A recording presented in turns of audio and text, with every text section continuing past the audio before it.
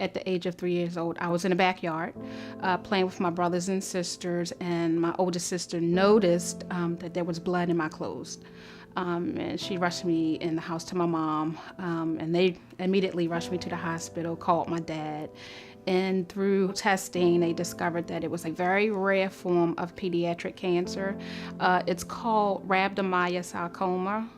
When I was diagnosed, they did give me a 50-50 chance to live.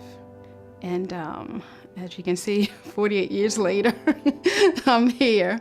But it was scary for my parents, especially for them, their child, being sick and the doctor's telling you, we don't know if your child is gonna live. They relied that God would heal me. They are very, very thankful for the doctors and the nurses and everybody that took care of me. But again, we are a Christian-based family, and they relied on God. I did chemotherapy and I did radiation. A year after my diagnosis, I was cancer-free. But because of where the cancer was located, the area of the cancer, I was forced to have an ostomy. And an ostomy is a surgically opening in your body of the discharge of waste, of your bowels, of your urine.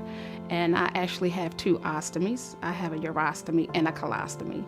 Elementary school was a little tough because kids are gonna be kids. And so when you have an ostomy bag, of course, there's a smell with it. And the kids teasing me, I heard she wears the bag.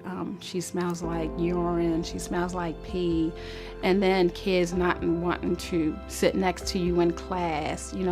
For a year, my parents took me out of school to do homeschooling, just so I can get readjusted. You have to learn how to change your bags when it's time to change your bags. I have no control over my bowels. I don't even know when I'm going to the bathroom. And then middle school came. I was just so self-conscious. I used to carry books in front of my stomach just so, people wouldn't notice.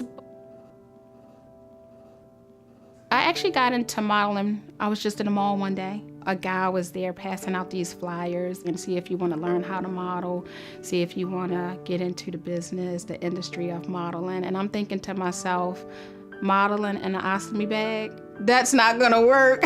So I decided to take a chance. I went through workshop classes, and what happened, it turned into a passion. My director began to notice my progression, and at the time, I didn't tell him, about my ostomy bags, and I just decided to tell him. And he told me, he said, Jearlean, your talent speaks for itself. And I'm like, if I can get in the modeling industry with 2 ostomy bags, there's nothing that I can't do. It helped my self-esteem. It allowed me to have more confidence in myself. I did a photo shoot and I showed my ostomy. Like, that was the first time since I got an ostomy at 3 years old. Like, I exposed, my ostomy because I wanted people to see. As a kid, my mom and dad, we never went to any support groups to, allow us to deal with, my situation. So we decided to start this group, and it's a support group for what we call ostomates, and it's other people with ostomies. It started with one of the young ladies. She was in the hospital. She just had ostomy surgery, and she was just calling, asking some questions about it. And I said, let's do a photo shoot, just so we can show other people. It's called Osto Beauties, and it's for women, and we all have ostomies.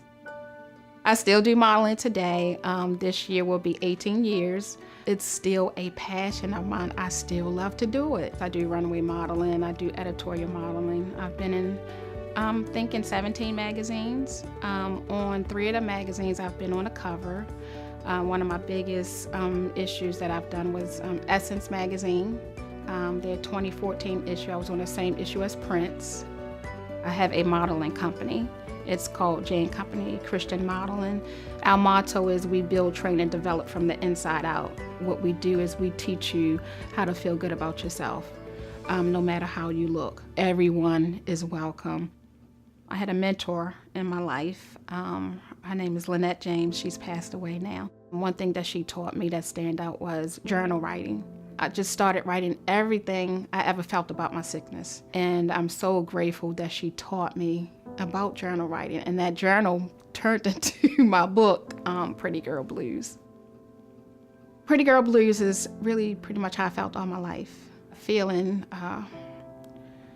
inside, like you feeling depressed and feeling sad on the inside. But on the outside, you're looking so pretty. So I decided to call it Pretty Girl Blues and just write about those blues, but incorporate so much encouragement in it, so much inspiration within the book, and just surviving. My mom was and still is one of my biggest inspirations in life. I am so grateful for her. She's not with us today. You know, what she taught me, it still stays in my heart. And she was the one to tell me, Jearlean, you're gonna have to tell your story. Not until later on in life, I understood why she wanted me to tell my story. She knew that it was gonna make a difference. I'm Jearlean Taylor. I am a cancer survivor. I am an overcomer, and so are you.